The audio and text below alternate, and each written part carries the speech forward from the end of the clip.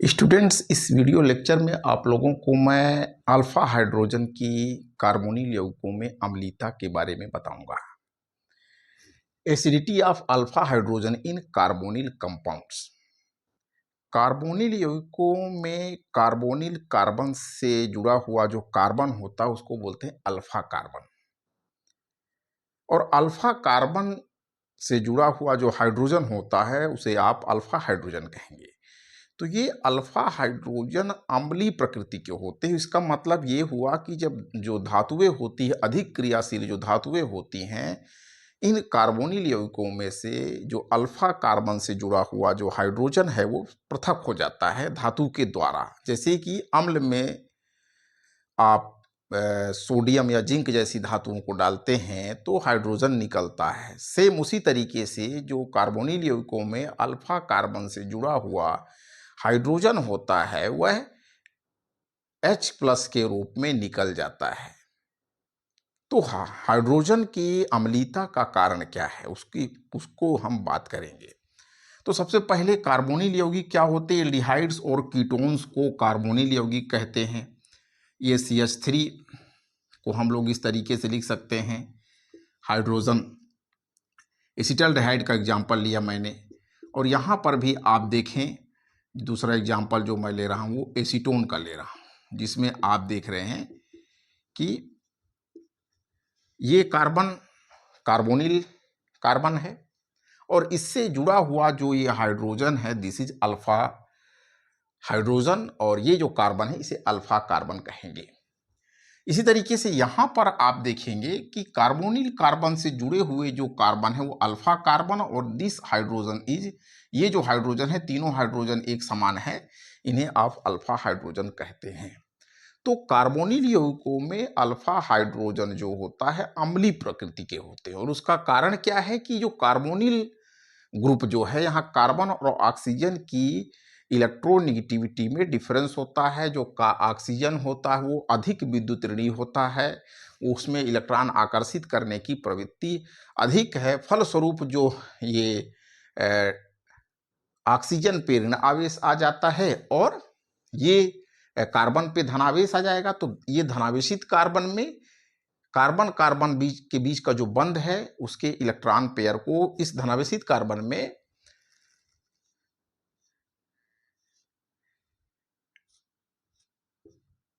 This is alpha carbon, ये जो negatively charge हो गया, और ये क्या हो गया स्लाइटली क्या होगा पॉजिटिवली चार्ज होगा। इलेक्ट्रॉन पेयर के ऑक्सीजन की तरफ मूवमेंट के कारण जो शेयर्ड पेयर इलेक्ट्रॉन है वो ऑक्सीजन की तरफ मूव कर जाएंगे। तो ये क्या होगा, ये जो कार्बोनिल कार्बन है ये कैसा हो गया धनावेशित हो गया। तो धनावेशित कार्बन है कार्बोनिल कार्बन, और ये अल्फा कार्बन के बीच का जो इलेक्ट्रॉन पेयर है वो इस कार्बोनिल कार्बन की तरफ खिसक जाता है। तो फलस्वरूप हाइड्रोजन बंध जो है कार्बन और हाइड्रोजन के बीच का जो बॉन्ड है वो H+ के रूप में हाइड्रोजन निकल जाता है। इसको बोलते हैं अम्लीयता, यही कहलाता अम्लीयता। तो इस अम्लीयता का कारण क्या है कि कार्बोनिल कार्बन के हाइड्रोजन के निष्कासन के बाद इस अल्फा हाइड्रोजन के निष्कासन के बाद जो बना हुआ कार्ब एनायन है, जैसा कि मैंने शुरू में ही कहा कि ये जो कार्ब एनायन बनता है इसमें से हाइड्रोजन निकल गया तो ये क्या बनेगा, इस तरीके से निगेटिव चार्ज आ गया।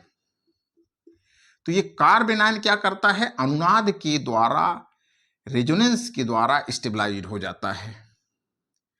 ये जो है इस तरीके से रेजोनेंस के द्वारा स्टेबलाइज्ड हो जाएगा। यहाँ पे डबल बॉन्ड आ गया और ये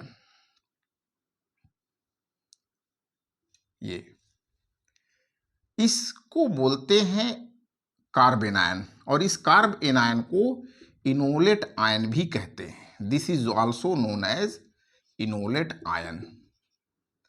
तो कार्ब अल्फा हाइड्रोजन की अम्लीयता का कारण क्या है, फॉर्मेशन ऑफ कार्ब एनायन। और ये कार्ब एनायन जो है अनुनाद के द्वारा रेजोनेंस के द्वारा स्थायित्व को प्राप्त कर लेता है, जो कि इस पूरे प्रोसेस के लिए ड्राइविंग फोर्स है, जिसके कारण ही अल्फा हाइड्रोजन का निष्कासन होता है।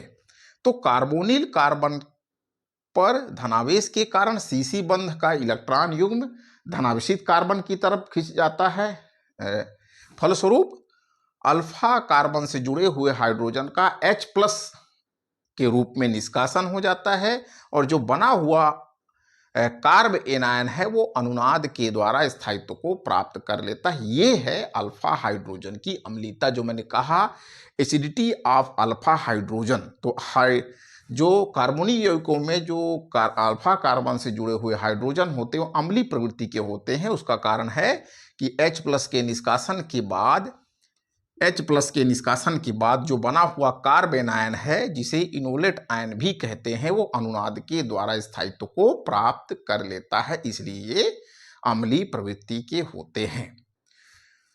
और इसमें एक महत्वपूर्ण बात और भी है जिसको हम लोग बोलते हैं एक्टिव मेथिलीन समूह। एक्टिव मेथिलीन ग्रुप क्या होते हैं, एक टॉपिक और लेते हैं इसी से जुड़ी हुई बात को हम आगे विस्तार देने के लिए। सक्रिय मेथिलीन समूह CH2 ग्रुप, जब ये CH2 समूह दो इलेक्ट्रॉन विथड्रॉविंग ग्रुप्स के बीच में उपस्थित होता है। आप देखिए, दिस इज मेथेन, कार्बन से 4 हाइड्रोजन जुड़े रहते तो मेथेन बोलते हैं। एक हाइड्रोजन का निष्कासन हो गया तो ये कहलाता है मेथिल, मेथेन, ये है मेथिल।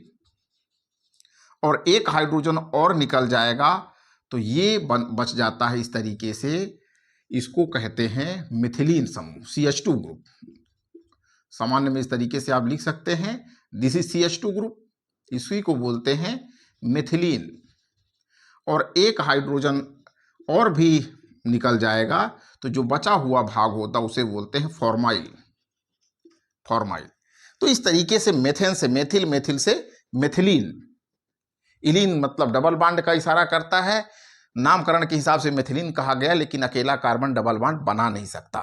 तो ये मेथिलीन समूह की सक्रियता का कारण क्या है, एक्टिव मेथिलीन ग्रुप क्या है? तो ये CH2 समूह जो होता है, जब दो इलेक्ट्रॉन विथड्रॉविंग समूह इलेक्ट्रॉन आकर्षी समूहों के बीच में जुड़ा होता है, तो जब हम बात कर रहे थे अम्लीयता की, वो अम्लीयता और बढ़ जाती है। जैसे जितना ज्यादा रेजोनेंस होगा उतना ही ज्यादा उसमें एसिडिटी बढ़ेगी। तो जैसे देखिए, ये CH2 ग्रुप है और इससे दो समूह जुड़ गए X और ये Y, और ये जो X और Y दोनों समूह जो है इस कार्बन की तुलना में ज्यादा विद्युत ऋणी है, या ये कह लीजिए ये जो समूह है कार्बोनिल जैसा समूह है, CO हो सकता है, CN हो सकता है, जो कि ध्रुवीय होता है। ये जो X और Y ग्रुप है वो कार्बोनिल साइनाइड जैसे ग्रुप हो सकते हैं जो ध्रुवीय हैं, और वो क्या करते हैं, अपने तरफ इस इलेक्ट्रॉन युग्म को, जो कार्बन और इस Y ग्रुप के बीच का जो बॉन्ड बना है उसको अपनी तरफ खींचते हैं। इलेक्ट्रॉन पेयर को, कार्बन और Y ग्रुप के बीच जो बॉन्ड पेयर है उसको अपनी तरफ खींचते हैं, और इधर भी वही चीज होगा। तो ये जो CH2 ग्रुप है, जो मिथिलीन ग्रुप है, ये और अधिक अम्लीयता दर्शाने लगता है, इसलिए इस समूह को बोलते हैं सक्रिय मिथिलीन समूह। उदाहरण के लिए आप देखें, CH3 CO CH3, आप कह सकते हैं acetyl acetone, this is acetyl acetone. अब इधर का मैं मिटा देता हूं।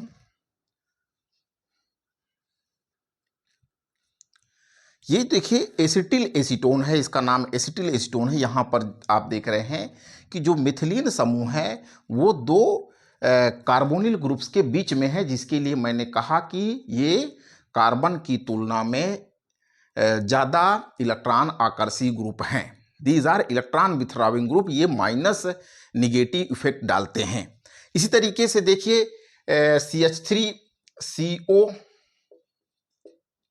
CH2 CO OC2H5, इसको एसिटो एसिटिक एस्टर बोलते हैं, aceto acetic ester, this is aceto acetic ester AAE।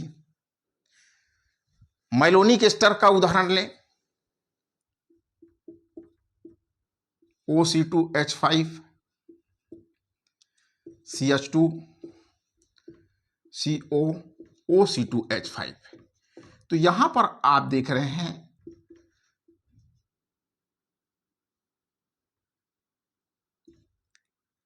CH2CN, cyano acetone. ये क्या है? स्टोएस्टिक एस्टर, इसको बोलते हैं मैलोनिक एस्टर, मैलोनिक एस्टर, और इसको बोलते हैं साइनो एसीटोन, आप कह सकते हैं साइनो एसीटोन।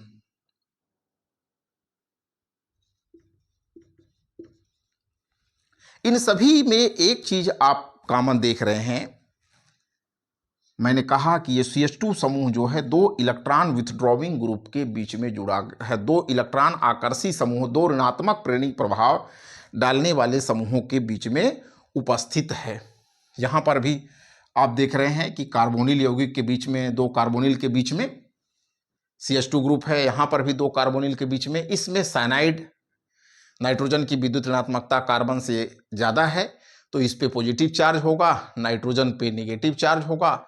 सिमिलरली ये जो कार्बन भी क्या होगा, शेयर्ड पेयर इलेक्ट्रॉन CCN के बीच का जो शेयर पेयर इलेक्ट्रॉन है वो CN की तरफ खिंच जाएगा। इसी तरीके से यहाँ पर भी कार्बोनिल की विद्युत ऋणात्मकता ज़्यादा होने के कारण यहाँ पर कार्बोनिल की जो इलेक्ट्रोनेगेटिविटी है या जो इलेक्ट्रॉन विथड्रॉविंग नेचर है वो ज़्यादा है, इसलिए C बॉन्ड का जो इलेक्ट्रॉन पेयर है इस कार्बोनिल की तरफ खिंच जाएगा। तो इन सभी स्थितियों में जो मिथिलीन समूह है वो ज़्यादा सक्रिय हो जाता है, उसकी अम्लीयता बढ़ जाती है। चूंकि बना हुआ जो कार्ब एनायन होगा वो रेजोनेंस के द्वारा स्टेबलाइज्ड हो जाएगा। उसका रेजोनेटिक स्ट्रक्चर्स जो होगी, दो कार्बोनिल यौगिकों के बीच में उपस्थित जो कार्ब एनायन होगा वो रेजोनेंस के द्वारा स्टेबलाइज्ड हो जाएगा। CO CH2CO एक एग्जाम्पल के तौर पे मैंने लिया। अब ये माइनस, ये एसिडिक नेचर का है रीजन। कार्बोनिल की बात अब हो रही है कि यहाँ नेगेटिव है, स्लाइटली नेगेटिव है, स्लाइटली पॉजिटिव है। ये कैसा है? स्लाइटली नेगेटिव है। ये कैसा होगा? Slightly positive. Similarly slightly negative, slightly positive. तो शेयर्ड पेयर इलेक्ट्रॉन जो है CC बॉन्ड के जो शेयर पेयर इलेक्ट्रॉन है जो CH, ये कैसा हो गया? शेयर्ड पेयर इलेक्ट्रॉन इस धनावेशित कार्बन की तरफ जा रहे हैं। तो ये जो है इसमें से हाइड्रोजन का निष्कासन हो जाता है, तो ये बन जाता है कार्ब एनायन। ये कार्ब एनायन बना, कार्ब एनायन। और ये कार्ब एनायन रेजोनेंस के द्वारा स्टेबलाइज हो जाएगा, stabilized by resonance. For watching this video. आगे के लेक्चर में हम लोग इनोलाइजेशन या ऑर्गेनिक सिंथेसिस वाया एनोलाइजेशन